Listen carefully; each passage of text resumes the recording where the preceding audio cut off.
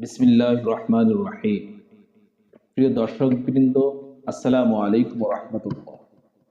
আজ 26শে মার্চ আমাদের মহান স্বাধীনতা দিবস।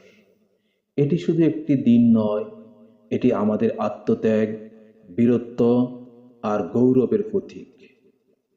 1971 সালের এই দিনে আমরা স্বাধীনতার জন্য চূড়ান্ত সংগ্রামে অবতীর্ণ হই, যার ফলস্বরূপ অর্জিত হয় একটি স্বাধীন রাষ্ট্র বাংলাদেশ।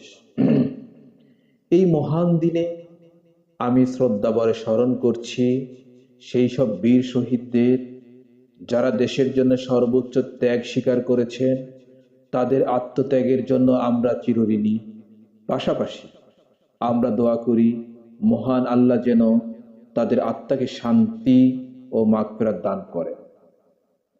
আমাদের দায়িত্ব হলো এই স্বাধীনতাকে সম্মান জানিয়ে দেশপ্রেমে উদ্বুদ্ধ হয়ে সততা, নিষ্ঠা ও একতার মাধ্যমে একটি উন্নত সমৃদ্ধ বাংলাদেশ গড়ে তোলা।